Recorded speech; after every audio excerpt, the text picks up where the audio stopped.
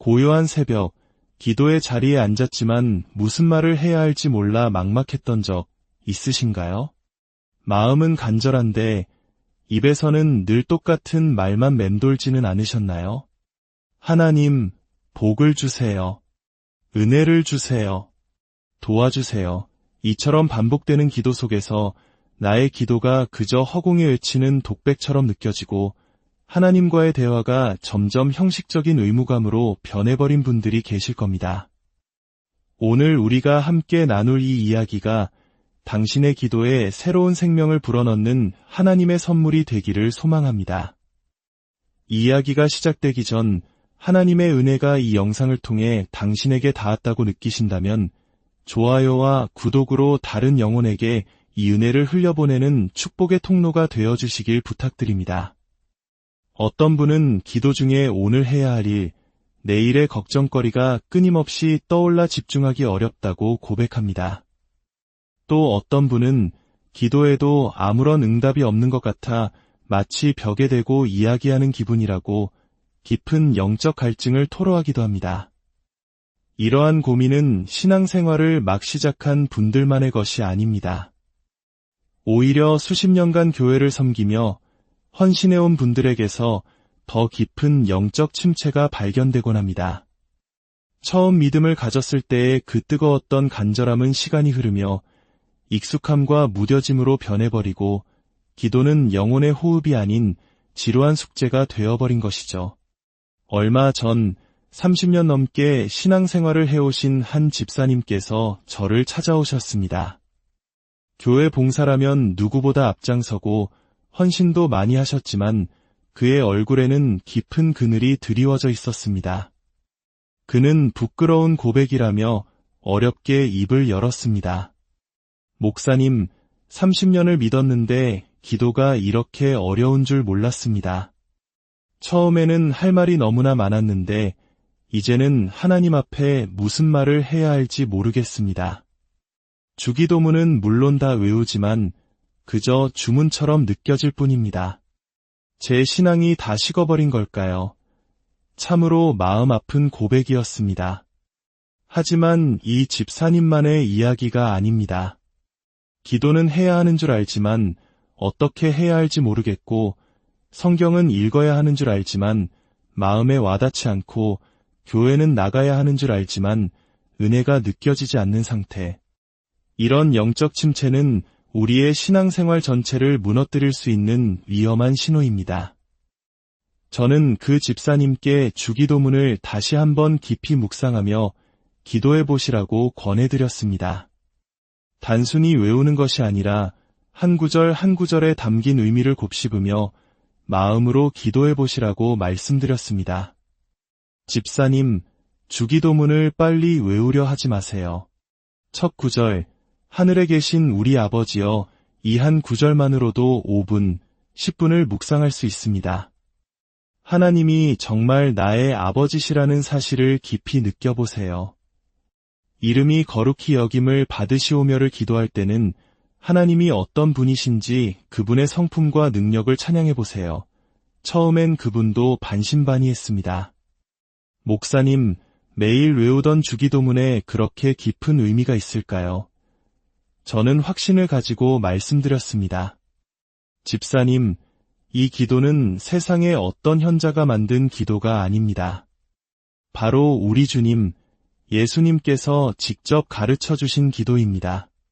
세상에서 가장 완벽한 기도의 설계도이며 이 짧은 기도 안에 우리가 하나님께 구해야 할 모든 것이 담겨 있습니다. 그날 이후 집사님은 매일 아침 30분씩 주기도문을 한 구절씩 묵상하며 기도하기 시작했습니다. 첫 주는 별다른 변화를 느끼지 못했다고 합니다.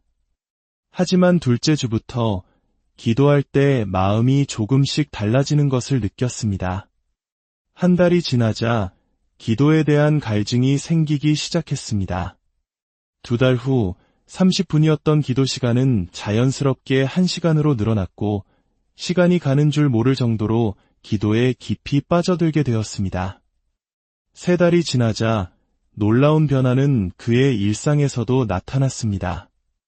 가족들과의 관계가 따뜻하게 회복되었고, 직장에서 겪던 스트레스 속에서도 마음의 평안을 유지할 수 있게 되었습니다.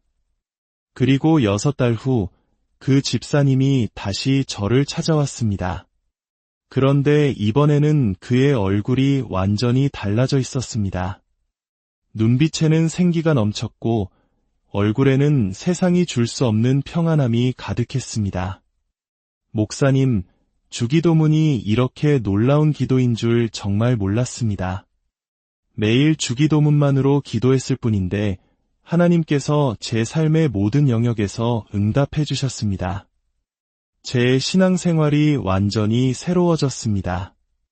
기도가 이렇게 즐겁고 하나님과 이렇게 가까워질 수 있다는 것을 이제야 깨달았습니다. 그의 간증을 들으며 저는 다시 한번 깨달았습니다.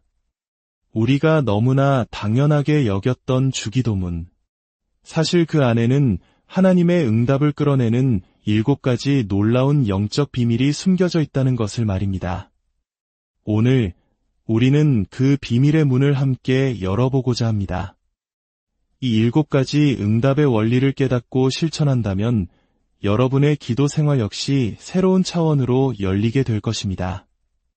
기도가 더 이상 의무가 아닌 살아계신 하나님과의 가장 친밀한 대화가 될 것입니다. 첫 번째 응답, 하늘에 계신 우리 아버지여, 친밀감의 회복. 우리가 경험할 첫 번째 응답은 바로 하나님과의 친밀감 회복입니다. 많은 성도들이 하나님을 저 멀리 하늘에 계신 거룩하고 두려운 분으로만 생각합니다. 특히 우리가 죄를 짓거나 실수를 했을 때 하나님이 나를 미워하실 것 같고 감히 그분 앞에 나아갈 수 없을 것 같은 거리감을 느끼곤 합니다. 한국 문화 속에서 아버지라는 존재가 때로는 엄하고 다가가기 어려운 모습으로 그려지듯이 하나님 아버지를 대할 때도 우리는 무의식적으로 그런 거리감을 느끼는지도 모릅니다. 그러나 예수님은 기도의 첫 시작을 하늘에 계신 우리 아버지여라고 부르라고 가르치셨습니다. 이 아버지라는 단어 하나가 하나님과 우리의 관계를 완전히 새롭게 정의합니다. 갈라디아서 4장 6절은 말합니다.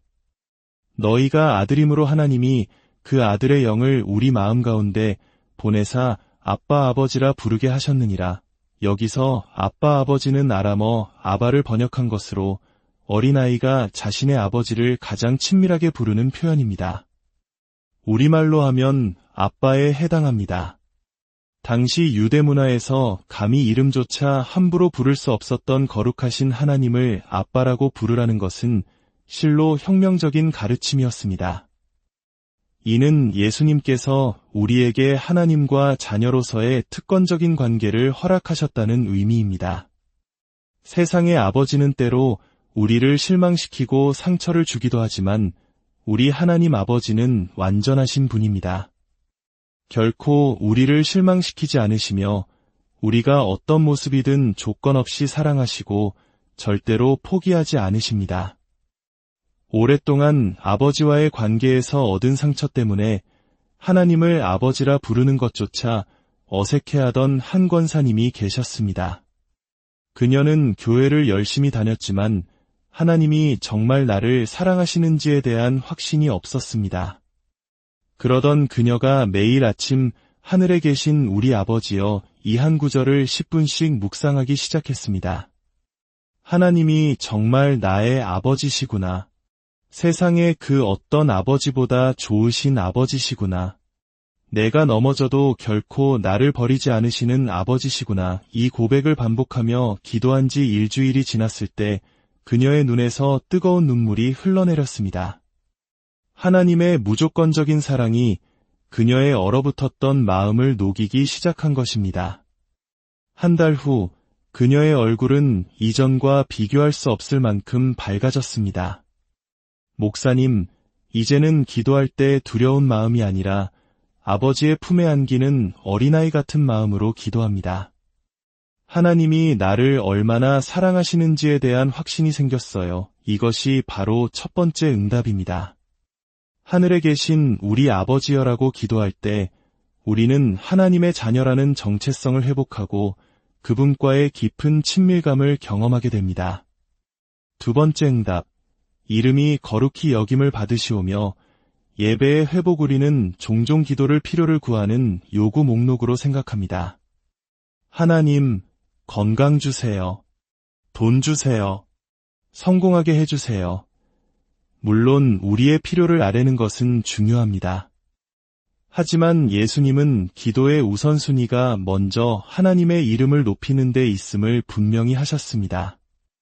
이름이 거룩히 여김을 받으시오며라는 기도는 하나님의 이름이 다른 모든 이름과 구별되어 가장 높임을 받으시기를 구하는 예배의 고백입니다. 마치 우리가 광활한 산 정상에 올라 그 웅장함에 압도될 때 내 발밑에 작은 돌멩이 같은 걱정거리가 하찮게 느껴지는 것과 같습니다. 하나님의 위대하심을 찬양할 때 우리를 짓누르던 문제들은 그 본래의 크기보다 훨씬 작게 느껴지기 시작합니다. 평생 기도 시간의 90%를 자신의 사업 문제, 자녀 문제, 건강 문제로 채웠던 한 집사님이 있었습니다. 그는 어느 날 자신의 기도에 하나님을 향한 찬양이 거의 없다는 것을 깨닫고 이름이 거룩히 여김을 받으시오며라는 구절을 묵상하며 하나님의 성품을 찬양하기 시작했습니다. 하나님, 당신은 사랑이십니다. 당신은 전능하십니다. 당신은 지혜로우십니다. 당신은 신실하십니다. 이렇게 하나님의 이름과 속성을 찬양하며 기도하자 놀라운 변화가 일어났습니다. 그의 기도의 관점이 바뀌기 시작한 것입니다. 하나님, 사업이 어려우니 도와주세요라던 기도는 전능하신 하나님, 모든 것을 공급하시는 주님께서 제 사업을 당신의 뜻대로 인도해 주세요라는 기도로 바뀌었습니다. 문제 중심의 기도에서 하나님 중심의 기도로 전환된 것입니다. 그 결과 문제는 그대로 있었지만 그의 마음에는 깊은 평안이 찾아왔습니다. 전능하신 하나님이 내 삶의 주인이시라는 믿음이 생기자 문제를 바라보는 시각이 달라진 것입니다. 그리고 실제로 몇 달 후 그의 사업에 새로운 돌파구가 열리고 자녀와의 관계도 회복되는 응답을 경험했습니다. 이것이 두 번째 응답입니다. 하나님의 이름을 높이며 찬양할 때 우리의 시선은 문제에서 하나님께로 옮겨지며 문제보다 크신 하나님을 신뢰하게 되는 예배의 마음이 회복됩니다. 세 번째 응답, 나라가 임하시오며 소망의 회복 뉴스를 켜면 들려오는 절망적인 소식들, 점점 악해져가는 세상의 모습을 보며 우리는 쉽게 낙심합니다. 하나님이 정말 이 세상을 다스리고 계실까 하는 회의감이 들 때도 있습니다. 많은 사람들이 하나님의 나라를 우리가 죽은 후에 가는 천국으로만 생각합니다. 그러나 하나님의 나라는 단순히 미래의 장소가 아니라 지금 여기서 하나님의 통치가 이루어지는 영역을 의미합니다. 하나님의 뜻이 이루어지는 곳, 그곳이 바로 하나님의 나라입니다.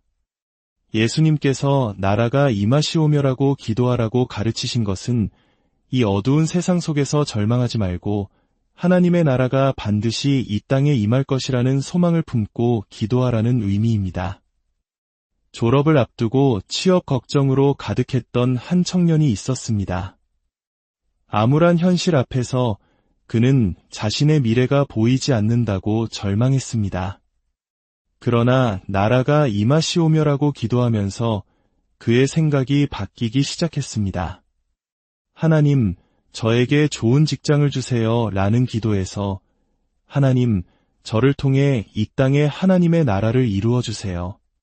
제가 어떤 일을 하든 그곳에서 하나님의 정의와 사랑을 드러내는 도구가 되게 해주세요 라는 사명의 기도로 바뀐 것입니다.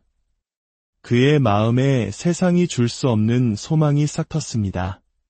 취업에 대한 걱정보다 더 큰 하나님의 나라를 향한 사명감이 생긴 것입니다. 몇 달 후 그는 비록 큰 조직은 아니었지만 사회의 약한 자들을 돕는 한 기독교 단체에서 일할 기회를 얻었습니다. 그는 지금 자신의 자리에서 하나님의 나라를 이루어가는 기쁨을 누리며 살아가고 있습니다. 이것이 세 번째 응답입니다. 나라가 임하시오며라고 기도할 때 우리는 현실의 어둠에 갇히지 않고 하나님의 나라가 반드시 승리할 것이라는 영원한 소망을 품게 됩니다. 네 번째 응답, 뜻이 하늘에서 이루어진 것 같이 땅에서도 이루어지이다. 순종의 회복. 우리는 종종 하나님의 뜻과 나의 뜻 사이에서 갈등합니다. 하나님의 뜻대로 살아야 한다는 것을 머리로는 알지만 내 욕심과 계획을 내려놓기가 어렵습니다. 뜻이 하늘에서 이루어진 것 같이 땅에서도 이루어지이다라는 기도는 나의 뜻을 고집하는 것이 아니라 하나님의 완전하신 뜻에 내 삶을 내어드리는 순종의 고백입니다. 하늘에서 하나님의 뜻이 천사들을 통해 즉각적이고 기쁨으로 이루어지는 것처럼 우리도 이 땅에서 그러한 순종의 삶을 살게 해달라는 기도입니다. 자녀가 목회자의 길을 걷기를 간절히 원했던 한 사모님이 있었습니다. 아들이 신학교를 그만두고 세상적인 일을 하겠다고 했을 때 그녀는 자신의 뜻이 꺾인 것에 대해 하나님을 원망하며 기도했습니다. 하나님, 제 아들이 다시 주의 길로 돌아오게 해주세요. 이것이 하나님의 뜻이 아닙니까? 그러나 주의 뜻이 이루어지이다라고 기도하면서 그녀는 자신의 뜻을 내려놓기 시작했습니다. 하나님, 제 뜻이 아니라 하나님의 뜻이 아들의 삶에 이루어지기를 원합니다. 그녀가 아들을 향한 압박을 멈추고 하나님의 계획을 신뢰하기 시작했을 때 모자 관계는 회복되었고 놀랍게도 아들은 자신의 직장에서 동료들에게 복음을 전하는 평신도 선교사의 삶을 살고 있다는 소식을 듣게 되었습니다. 하나님은 그녀의 생각보다 훨씬 크고 놀라운 계획을 가지고 계셨던 것입니다. 이것이 네 번째 응답입니다. 나의 뜻을 내려놓고 하나님의 뜻을 구할 때 우리는 가장 선하고 완전하신 하나님의 계획을 경험하게 되며 진정한 평안 속에서 순종의 기쁨을 누리게 됩니다.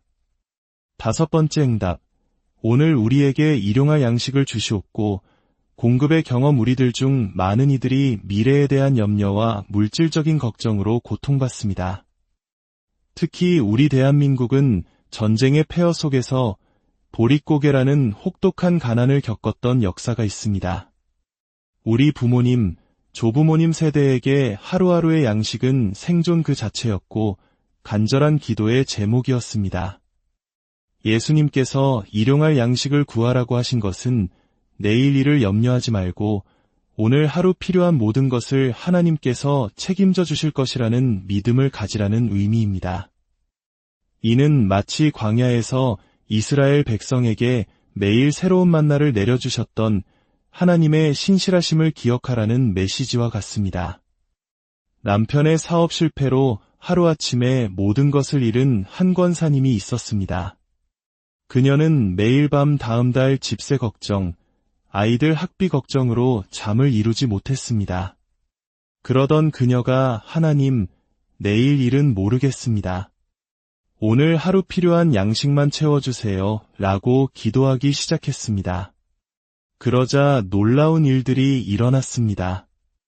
이웃이 반찬을 가져다주고 교회에서 쌀을 보내주고 예상치 못한 곳에서 장학금 소식이 들려오는 등 정말 하루하루 필요한 것들이 기적처럼 채워졌습니다.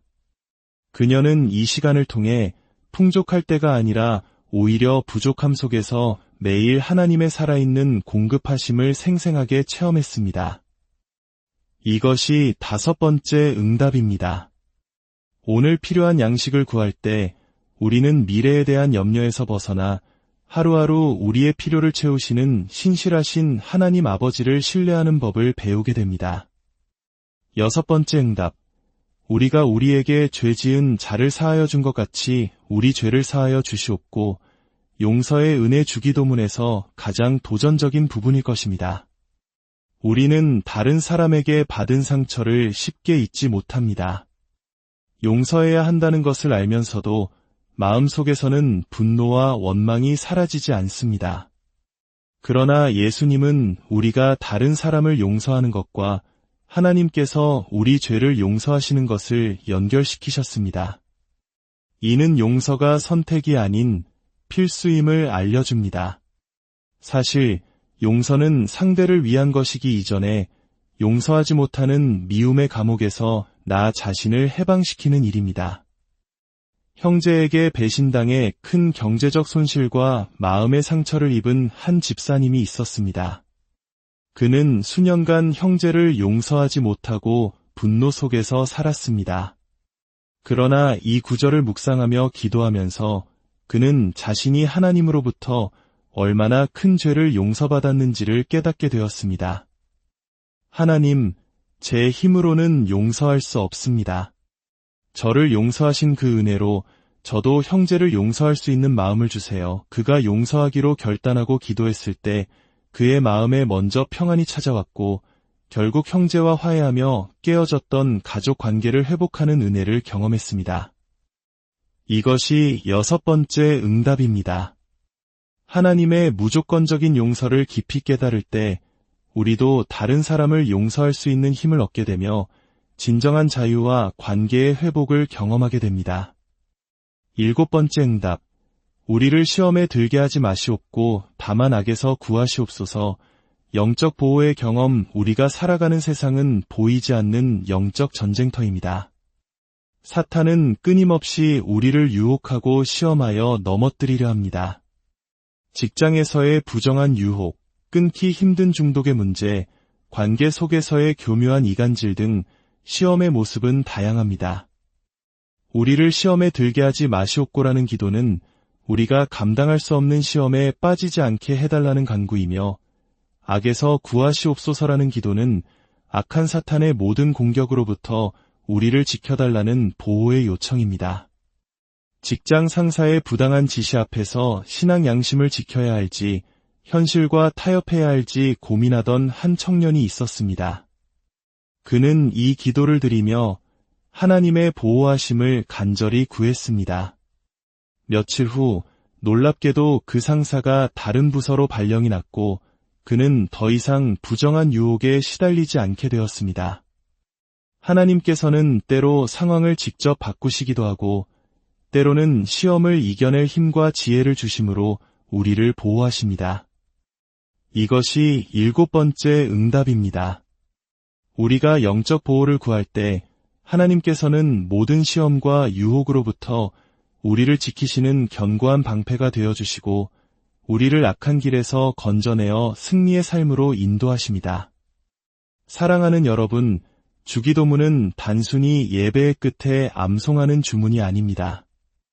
예수님께서 우리에게 주신 가장 완벽한 기도의 설계도이며 하나님 아버지께 나아가는 보물 지도입니다. 오늘부터 주기도문을 새롭게 기도해 보십시오.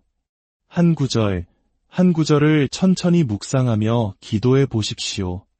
단 30일만이라도 매일 주기도문으로 깊이 기도해 보십시오. 여러분의 기도 생활은 그리고 여러분의 삶은 이전과 완전히 달라질 것입니다.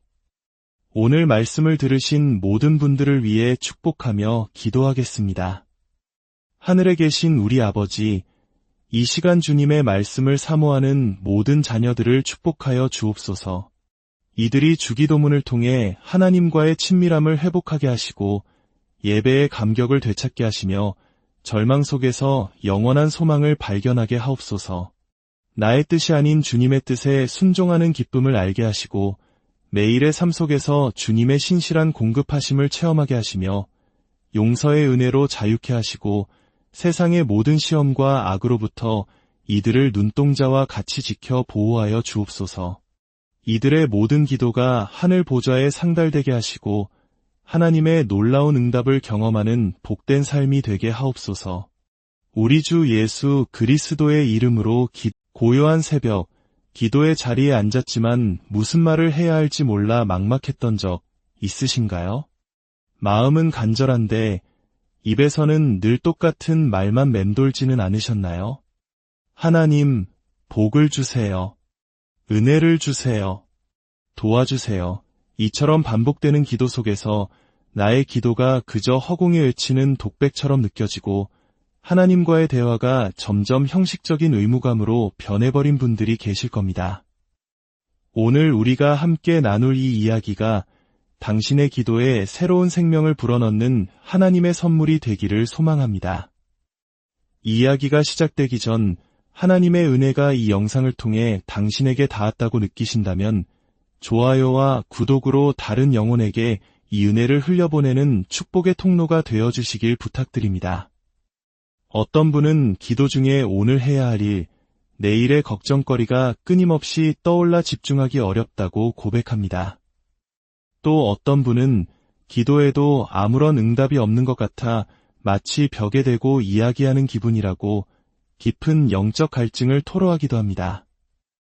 이러한 고민은 신앙생활을 막 시작한 분들만의 것이 아닙니다. 오히려 수십 년간 교회를 섬기며 헌신해온 분들에게서 더 깊은 영적 침체가 발견되곤 합니다. 처음 믿음을 가졌을 때의 그 뜨거웠던 간절함은 시간이 흐르며 익숙함과 무뎌짐으로 변해버리고 기도는 영혼의 호흡이 아닌 지루한 숙제가 되어버린 것이죠. 얼마 전 30년 넘게 신앙생활을 해오신 한 집사님께서 저를 찾아오셨습니다.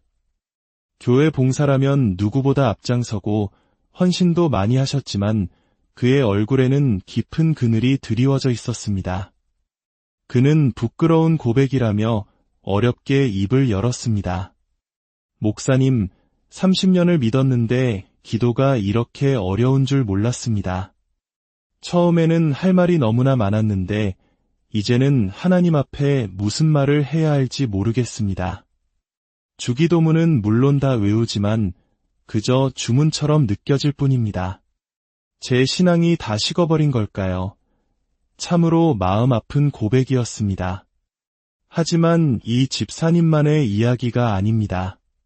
기도는 해야 하는 줄 알지만 어떻게 해야 할지 모르겠고 성경은 읽어야 하는 줄 알지만 마음에 와닿지 않고 교회는 나가야 하는 줄 알지만 은혜가 느껴지지 않는 상태.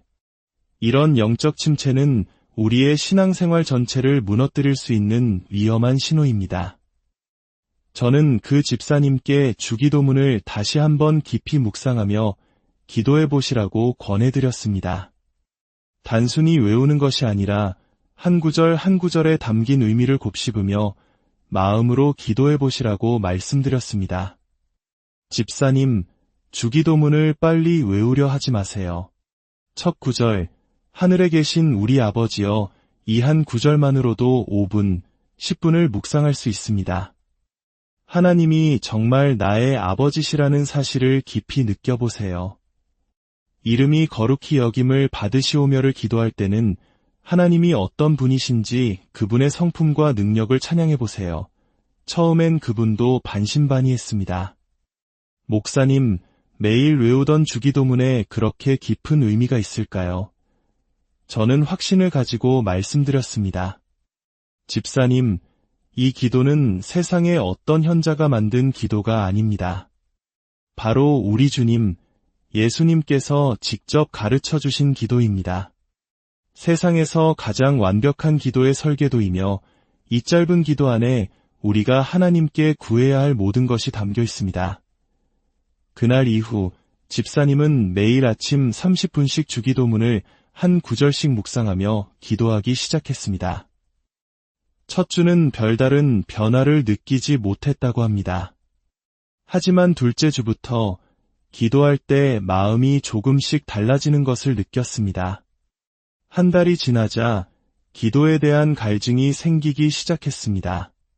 2달 후 30분이었던 기도 시간은 자연스럽게 1시간으로 늘어났고 시간이 가는 줄 모를 정도로 기도에 깊이 빠져들게 되었습니다.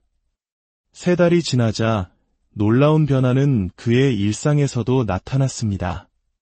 가족들과의 관계가 따뜻하게 회복되었고 직장에서 겪던 스트레스 속에서도 마음의 평안을 유지할 수 있게 되었습니다. 그리고 6달 후 그 집사님이 다시 저를 찾아왔습니다. 그런데 이번에는 그의 얼굴이 완전히 달라져 있었습니다. 눈빛에는 생기가 넘쳤고 얼굴에는 세상이 줄 수 없는 평안함이 가득했습니다. 목사님, 주기도문이 이렇게 놀라운 기도인 줄 정말 몰랐습니다. 매일 주기도문만으로 기도했을 뿐인데 하나님께서 제 삶의 모든 영역에서 응답해 주셨습니다. 제 신앙생활이 완전히 새로워졌습니다. 기도가 이렇게 즐겁고 하나님과 이렇게 가까워질 수 있다는 것을 이제야 깨달았습니다. 그의 간증을 들으며 저는 다시 한번 깨달았습니다. 우리가 너무나 당연하게 여겼던 주기도문. 사실 그 안에는 하나님의 응답을 끌어내는 7가지 놀라운 영적 비밀이 숨겨져 있다는 것을 말입니다. 오늘 우리는 그 비밀의 문을 함께 열어보고자 합니다. 이 7가지 응답의 원리를 깨닫고 실천한다면 여러분의 기도 생활 역시 새로운 차원으로 열리게 될 것입니다. 기도가 더 이상 의무가 아닌 살아계신 하나님과의 가장 친밀한 대화가 될 것입니다. 첫 번째 응답, 하늘에 계신 우리 아버지여, 친밀감의 회복. 우리가 경험할 첫 번째 응답은 바로 하나님과의 친밀감 회복입니다. 많은 성도들이 하나님을 저 멀리 하늘에 계신 거룩하고 두려운 분으로만 생각합니다. 특히 우리가 죄를 짓거나 실수를 했을 때 하나님이 나를 미워하실 것 같고 감히 그분 앞에 나아갈 수 없을 것 같은 거리감을 느끼곤 합니다. 한국 문화 속에서 아버지라는 존재가 때로는 엄하고 다가가기 어려운 모습으로 그려지듯이 하나님 아버지를 대할 때도 우리는 무의식적으로 그런 거리감을 느끼는지도 모릅니다. 그러나 예수님은 기도의 첫 시작을 하늘에 계신 우리 아버지여라고 부르라고 가르치셨습니다.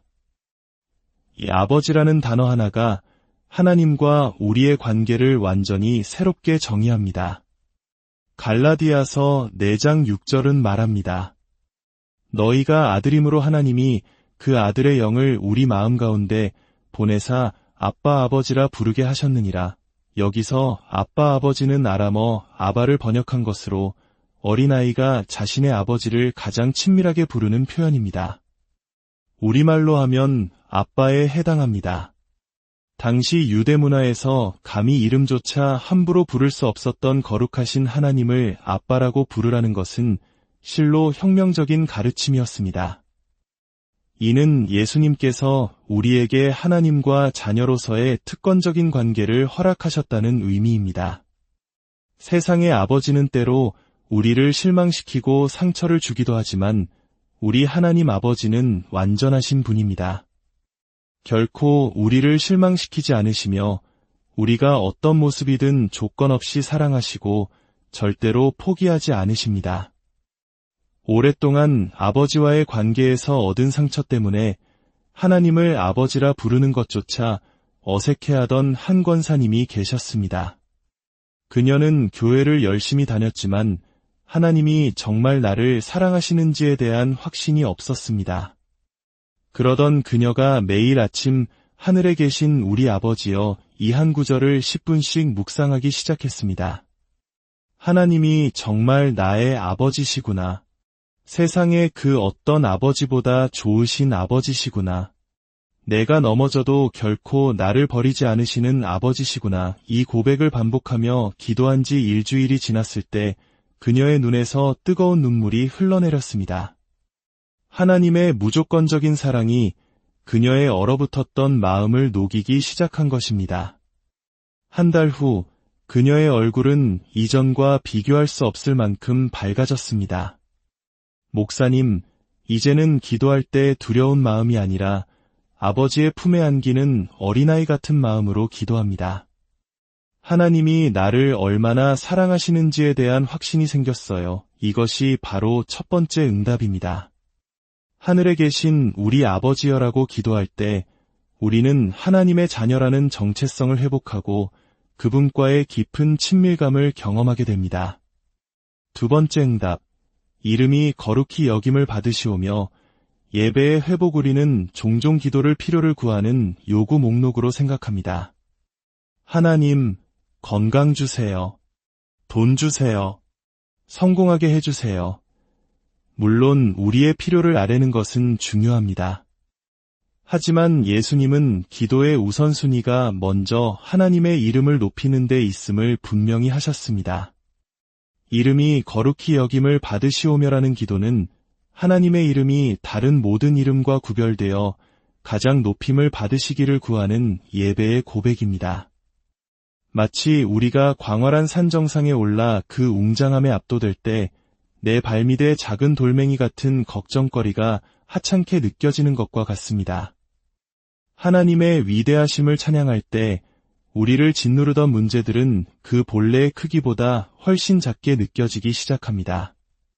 평생 기도 시간의 90%를 자신의 사업 문제, 자녀 문제, 건강 문제로 채웠던 한 집사님이 있었습니다.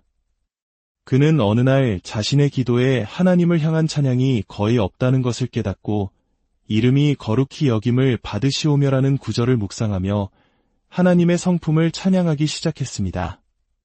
하나님, 당신은 사랑이십니다. 당신은 전능하십니다. 당신은 지혜로우십니다. 당신은 신실하십니다. 이렇게 하나님의 이름과 속성을 찬양하며 기도하자 놀라운 변화가 일어났습니다. 그의 기도의 관점이 바뀌기 시작한 것입니다. 하나님, 사업이 어려우니 도와주세요라던 기도는 전능하신 하나님, 모든 것을 공급하시는 주님께서 제 사업을 당신의 뜻대로 인도해 주세요라는 기도로 바뀌었습니다. 문제 중심의 기도에서 하나님 중심의 기도로 전환된 것입니다.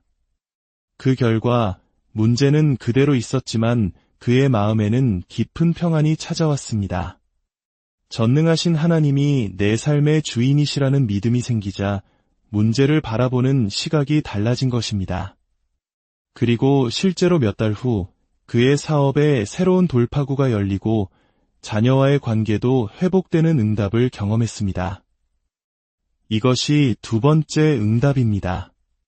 하나님의 이름을 높이며 찬양할 때 우리의 시선은 문제에서 하나님께로 옮겨지며 문제보다 크신 하나님을 신뢰하게 되는 예배의 마음이 회복됩니다. 세 번째 응답, 나라가 임하시오며 소망의 회복 뉴스를 켜면 들려오는 절망적인 소식들, 점점 악해져가는 세상의 모습을 보며 우리는 쉽게 낙심합니다. 하나님이 정말 이 세상을 다스리고 계실까 하는 회의감이 들 때도 있습니다. 많은 사람들이 하나님의 나라를 우리가 죽은 후에 가는 천국으로만 생각합니다. 그러나 하나님의 나라는 단순히 미래의 장소가 아니라 지금 여기서 하나님의 통치가 이루어지는 영역을 의미합니다. 하나님의 뜻이 이루어지는 곳, 그곳이 바로 하나님의 나라입니다. 예수님께서 나라가 임하시오며라고 기도하라고 가르치신 것은 이 어두운 세상 속에서 절망하지 말고 하나님의 나라가 반드시 이 땅에 임할 것이라는 소망을 품고 기도하라는 의미입니다. 졸업을 앞두고 취업 걱정으로 가득했던 한 청년이 있었습니다. 암울한 현실 앞에서 그는 자신의 미래가 보이지 않는다고 절망했습니다. 그러나 나라가 임하시오며라고 기도하면서 그의 생각이 바뀌기 시작했습니다. 하나님, 저에게 좋은 직장을 주세요 라는 기도에서 하나님, 저를 통해 이 땅에 하나님의 나라를 이루어 주세요. 제가 어떤 일을 하든 그곳에서 하나님의 정의와 사랑을 드러내는 도구가 되게 해주세요 라는 사명의 기도로 바뀐 것입니다. 그의 마음에 세상이 줄 수 없는 소망이 싹 텄습니다. 취업에 대한 걱정보다 더 큰 하나님의 나라를 향한 사명감이 생긴 것입니다. 몇 달 후 그는 비록 큰 조직은 아니었지만 사회의 약한 자들을 돕는 한 기독교 단체에서 일할 기회를 얻었습니다. 그는 지금 자신의 자리에서 하나님의 나라를 이루어가는 기쁨을 누리며 살아가고 있습니다. 이것이 세 번째 응답입니다. 나라가 임하시오며라고 기도할 때 우리는 현실의 어둠에 갇히지 않고 하나님의 나라가 반드시 승리할 것이라는 영원한 소망을 품게 됩니다. 네 번째 응답, 뜻이 하늘에서 이루어진 것 같이 땅에서도 이루어지이다. 순종의 회복. 우리는 종종 하나님의 뜻과 나의 뜻 사이에서 갈등합니다. 하나님의 뜻대로 살아야 한다는 것을 머리로는 알지만 내 욕심과 계획을 내려놓기가 어렵습니다. 뜻이 하늘에서 이루어진 것 같이 땅에서도 이루어지이다라는 기도는 나의 뜻을 고집하는 것이 아니라 하나님의 완전하신 뜻에 내 삶을 내어드리는 순종의 고백입니다. 하늘에서 하나님의 뜻이 천사들을 통해 즉각적이고 기쁨으로 이루어지는 것처럼 우리도 이 땅에서 그러한 순종의 삶을 살게 해달라는 기도입니다.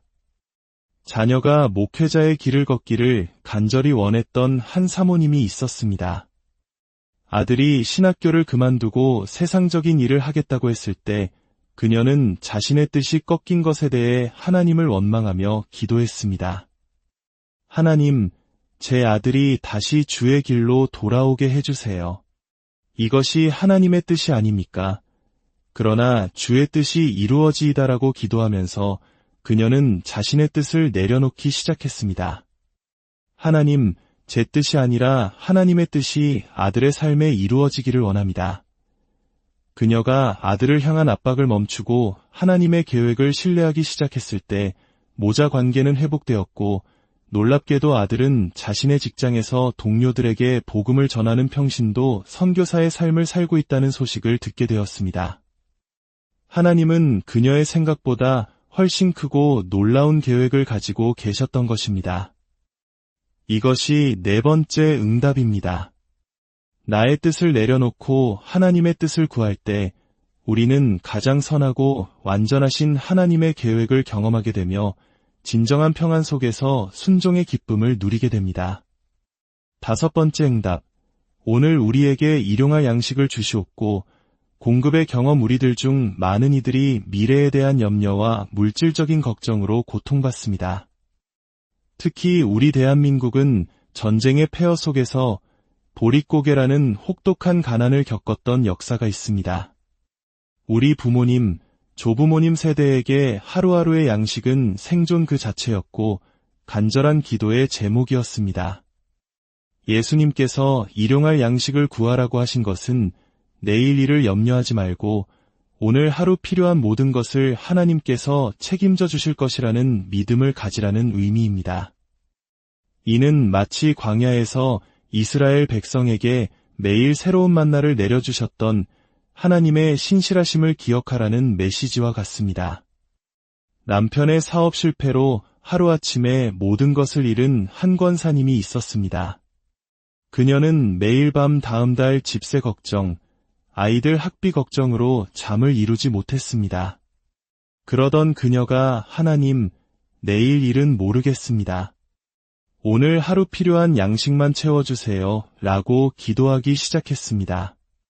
그러자 놀라운 일들이 일어났습니다. 이웃이 반찬을 가져다주고 교회에서 쌀을 보내주고 예상치 못한 곳에서 장학금 소식이 들려오는 등 정말 하루하루 필요한 것들이 기적처럼 채워졌습니다. 그녀는 이 시간을 통해 풍족할 때가 아니라 오히려 부족함 속에서 매일 하나님의 살아있는 공급하심을 생생하게 체험했습니다. 이것이 다섯 번째 응답입니다. 오늘 필요한 양식을 구할 때 우리는 미래에 대한 염려에서 벗어나 하루하루 우리의 필요를 채우시는 신실하신 하나님 아버지를 신뢰하는 법을 배우게 됩니다. 여섯 번째 응답. 우리가 우리에게 죄 지은 자를 사하여 준 것 같이 우리 죄를 사하여 주시옵고 용서의 은혜 주기도문에서 가장 도전적인 부분일 것입니다. 우리는 다른 사람에게 받은 상처를 쉽게 잊지 못합니다. 용서해야 한다는 것을 알면서도 마음속에서는 분노와 원망이 사라지지 않습니다. 그러나 예수님은 우리가 다른 사람을 용서하는 것과 하나님께서 우리 죄를 용서하시는 것을 연결시키셨습니다. 이는 용서가 선택이 아닌 필수임을 알려줍니다. 사실 용서는 상대를 위한 것이기 이전에 용서하지 못하는 미움의 감옥에서 나 자신을 해방시키는 일입니다. 형제에게 배신당해 큰 경제적 손실과 마음의 상처를 입은 한 집사님이 있었습니다. 그는 수년간 형제를 용서하지 못하고 분노 속에서 살았습니다. 그러나 이 구절을 묵상하며 기도하면서 그는 자신이 하나님으로부터 얼마나 큰 죄를 용서받았는지를 깨닫게 되었습니다. 하나님, 제 힘으로는 용서할 수 없습니다. 저를 용서하신 그 은혜로 저도 형제를 용서할 수 있는 마음을 주세요. 그가 용서하기로 결단하고 기도했을 때 그의 마음에 먼저 평안이 찾아왔고 결국 형제와 화해하며 깨어졌던 가족 관계를 회복하는 은혜를 경험했습니다. 이것이 6번째 응답입니다. 하나님의 무조건적인 용서를 깊이 깨달을 때 우리도 다른 사람을 용서할 수 있는 힘을 얻게 되며 진정한 자유와 관계의 회복을 경험하게 됩니다. 7번째 응답. 우리를 시험에 들게 하지 마시옵고 다만 악에서 구하시옵소서. 영적 보호의 경험. 우리가 살아가는 세상은 보이지 않는 영적 전쟁터입니다. 사탄은 끊임없이 우리를 유혹하고 시험하여 넘어뜨리려 합니다. 직장에서의 부정한 유혹, 끊기 힘든 중독의 문제, 관계 속에서의 교묘한 이간질 등 시험의 모습은 다양합니다. 우리를 시험에 들게 하지 마시옵고라는 기도는 우리가 감당할 수 없는 시험에 빠지지 않게 해달라는 간구이며, 악에서 구하시옵소서라는 기도는 악한 사탄의 모든 공격으로부터 우리를 지켜달라는 보호의 요청입니다. 직장 상사의 부당한 지시 앞에서 신앙 양심을 지켜야 할지 현실과 타협해야 할지 고민하던 한 청년이 있었습니다. 그는 이 기도를 드리며 하나님의 보호하심을 간절히 구했습니다. 며칠 후 놀랍게도 그 상사가 다른 부서로 발령이 났고 그는 더 이상 부정한 유혹에 시달리지 않게 되었습니다. 하나님께서는 때로 상황을 직접 바꾸시기도 하고 때로는 시험을 이겨낼 힘과 지혜를 주심으로 우리를 보호하십니다. 이것이 7번째 응답입니다. 우리가 영적 보호를 구할 때 하나님께서는 모든 시험과 유혹으로부터 우리를 지키시는 견고한 방패가 되어주시고 우리를 악한 길에서 건져내어 승리의 삶으로 인도하십니다. 사랑하는 여러분, 주기도문은 단순히 예배의 끝에 암송하는 주문이 아닙니다. 예수님께서 우리에게 주신 가장 완벽한 기도의 설계도이며 하나님 아버지께 나아가는 보물 지도입니다. 오늘부터 주기도문을 새롭게 기도해 보십시오. 한 구절, 한 구절을 천천히 묵상하며 기도해 보십시오. 단 30일만이라도 매일 주기도문으로 깊이 기도해 보십시오. 여러분의 기도 생활은 그리고 여러분의 삶은 이전과 완전히 달라질 것입니다. 오늘 말씀을 들으신 모든 분들을 위해 축복하며 기도하겠습니다. 하늘에 계신 우리 아버지, 이 시간 주님의 말씀을 사모하는 모든 자녀들을 축복하여 주옵소서. 이들이 주기도문을 통해 하나님과의 친밀함을 회복하게 하시고 예배의 감격을 되찾게 하시며 절망 속에서 영원한 소망을 발견하게 하옵소서. 나의 뜻이 아닌 주님의 뜻에 순종하는 기쁨을 알게 하시고 매일의 삶 속에서 주님의 신실한 공급하심을 체험하게 하시며 용서의 은혜로 자유케 하시고 세상의 모든 시험과 악으로부터 이들을 눈동자와 같이 지켜 보호하여 주옵소서. 이들의 모든 기도가 하늘 보좌에 상달되게 하시고 하나님의 놀라운 응답을 경험하는 복된 삶이 되게 하옵소서. 우리 주 예수 그리스도의 이름으로 고요한 새벽, 기도의 자리에 앉았지만 무슨 말을 해야 할지 몰라 막막했던 적 있으신가요? 마음은 간절한데 입에서는 늘 똑같은 말만 맴돌지는 않으셨나요? 하나님, 복을 주세요. 은혜를 주세요. 도와주세요. 이처럼 반복되는 기도 속에서 나의 기도가 그저 허공에 외치는 독백처럼 느껴지고 하나님과의 대화가 점점 형식적인 의무감으로 변해버린 분들이 계실 겁니다. 오늘 우리가 함께 나눌 이 이야기가 당신의 기도에 새로운 생명을 불어넣는 하나님의 선물이 되기를 소망합니다. 이 이야기가 시작되기 전 하나님의 은혜가 이 영상을 통해 당신에게 닿았다고 느끼신다면 좋아요와 구독으로 다른 영혼에게 이 은혜를 흘려보내는 축복의 통로가 되어주시길 부탁드립니다. 어떤 분은 기도 중에 오늘 해야 할 일, 내일의 걱정거리가 끊임없이 떠올라 집중하기 어렵다고 고백합니다. 또 어떤 분은 기도해도 아무런 응답이 없는 것 같아 마치 벽에 대고 이야기하는 기분이라고 깊은 영적 갈증을 토로하기도 합니다. 이러한 고민은 신앙생활을 막 시작한 분들만의 것이 아닙니다. 오히려 수십 년간 교회를 섬기며 헌신해온 분들에게서 더 깊은 영적 침체가 발견되곤 합니다. 처음 믿음을 가졌을 때의 그 뜨거웠던 간절함은 시간이 흐르며 익숙함과 무뎌짐으로 변해버리고 기도는 영혼의 호흡이 아닌 지루한 숙제가 되어버린 것이죠. 얼마 전 30년 넘게 신앙생활을 해오신 한 집사님께서 저를 찾아오셨습니다. 교회 봉사라면 누구보다 앞장서고 헌신도 많이 하셨지만 그의 얼굴에는 깊은 그늘이 드리워져 있었습니다. 그는 부끄러운 고백이라며 어렵게 입을 열었습니다. 목사님, 30년을 믿었는데 기도가 이렇게 어려운 줄 몰랐습니다. 처음에는 할 말이 너무나 많았는데 이제는 하나님 앞에 무슨 말을 해야 할지 모르겠습니다. 주기도문은 물론 다 외우지만 그저 주문처럼 느껴질 뿐입니다. 제 신앙이 다 식어버린 걸까요? 참으로 마음 아픈 고백이었습니다. 하지만 이 집사님만의 이야기가 아닙니다. 기도는 해야 하는 줄 알지만 어떻게 해야 할지 모르겠고 성경은 읽어야 하는 줄 알지만 마음에 와닿지 않고 교회는 나가야 하는 줄 알지만 은혜가 느껴지지 않는 상태. 이런 영적 침체는 우리의 신앙생활 전체를 무너뜨릴 수 있는 위험한 신호입니다. 저는 그 집사님께 주기도문을 다시 한번 깊이 묵상하며 기도해 보시라고 권해드렸습니다. 단순히 외우는 것이 아니라 한 구절 한 구절에 담긴 의미를 곱씹으며 마음으로 기도해 보시라고 말씀드렸습니다. 집사님, 주기도문을 빨리 외우려 하지 마세요. 첫 구절, 하늘에 계신 우리 아버지여, 이 한 구절만으로도 5분, 10분을 묵상할 수 있습니다. 하나님이 정말 나의 아버지시라는 사실을 깊이 느껴보세요. 이름이 거룩히 여김을 받으시오며를 기도할 때는 하나님이 어떤 분이신지 그분의 성품과 능력을 찬양해보세요. 처음엔 그분도 반신반의했습니다. 목사님, 매일 외우던 주기도문에 그렇게 깊은 의미가 있을까요?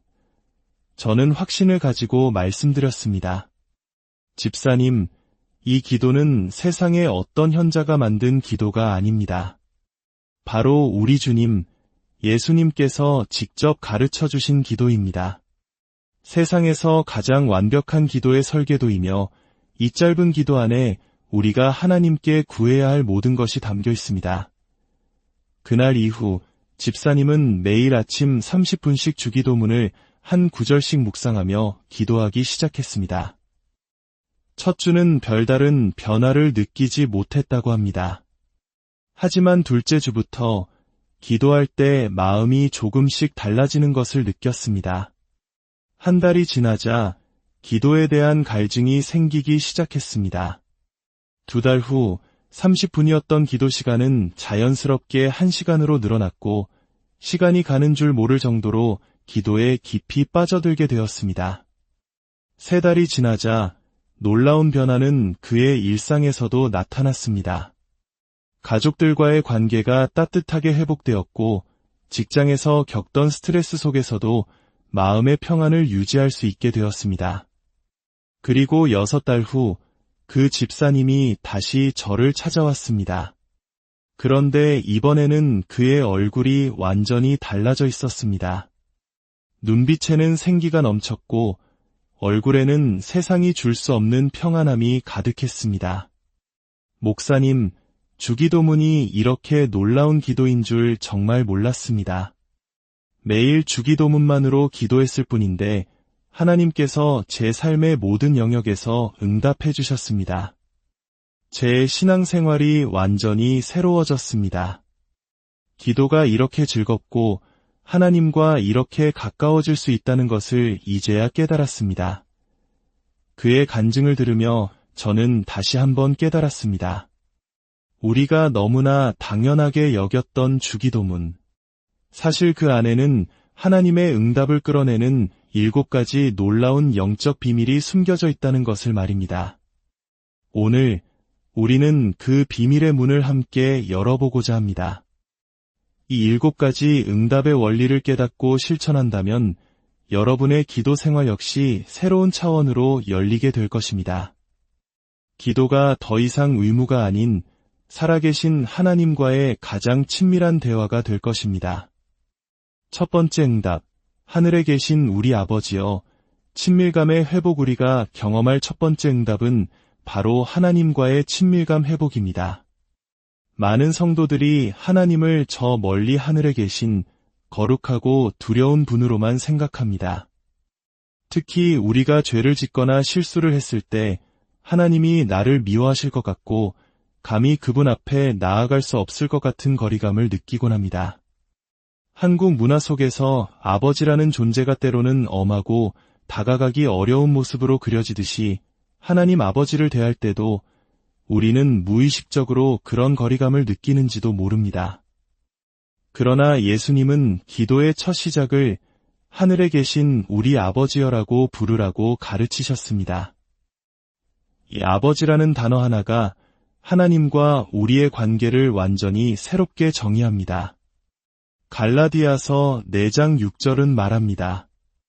너희가 아들임으로 하나님이 그 아들의 영을 우리 마음 가운데 보내사 아빠 아버지라 부르게 하셨느니라. 여기서 아빠 아버지는 아람어 아바를 번역한 것으로 어린아이가 자신의 아버지를 가장 친밀하게 부르는 표현입니다.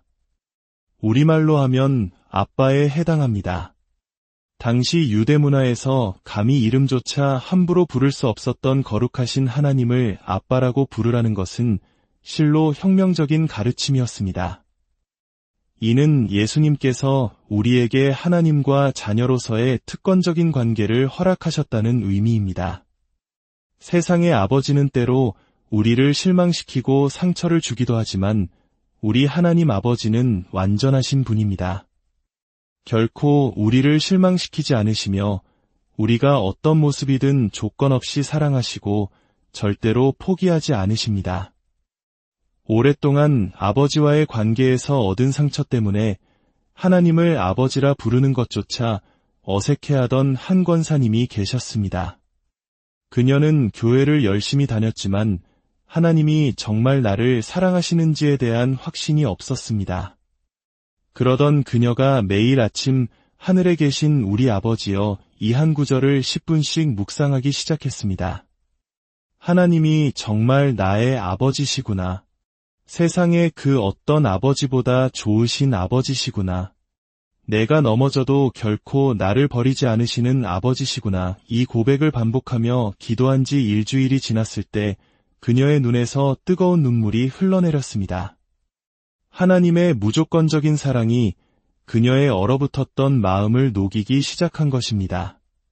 한 달 후 그녀의 얼굴은 이전과 비교할 수 없을 만큼 밝아졌습니다. 목사님, 이제는 기도할 때 두려운 마음이 아니라 아버지의 품에 안기는 어린아이 같은 마음으로 기도합니다. 하나님이 나를 얼마나 사랑하시는지에 대한 확신이 생겼어요. 이것이 바로 첫 번째 응답입니다.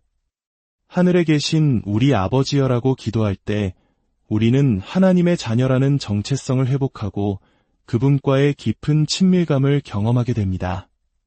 두 번째 응답, 이름이 거룩히 여김을 받으시오며 예배의 회복. 우리는 종종 기도를 필요를 구하는 요구 목록으로 생각합니다. 하나님, 건강 주세요. 돈 주세요. 성공하게 해주세요. 물론 우리의 필요를 아뢰는 것은 중요합니다. 하지만 예수님은 기도의 우선순위가 먼저 하나님의 이름을 높이는 데 있음을 분명히 하셨습니다. 이름이 거룩히 여김을 받으시오며라는 기도는 하나님의 이름이 다른 모든 이름과 구별되어 가장 높임을 받으시기를 구하는 예배의 고백입니다. 마치 우리가 광활한 산 정상에 올라 그 웅장함에 압도될 때 내 발밑에 작은 돌멩이 같은 걱정거리가 하찮게 느껴지는 것과 같습니다. 하나님의 위대하심을 찬양할 때 우리를 짓누르던 문제들은 그 본래의 크기보다 훨씬 작게 느껴지기 시작합니다. 평생 기도 시간의 90%를 자신의 사업 문제, 자녀 문제, 건강 문제로 채웠던 한 집사님이 있었습니다. 그는 어느 날 자신의 기도에 하나님을 향한 찬양이 거의 없다는 것을 깨닫고 이름이 거룩히 여김을 받으시오며라는 구절을 묵상하며 하나님의 성품을 찬양하기 시작했습니다.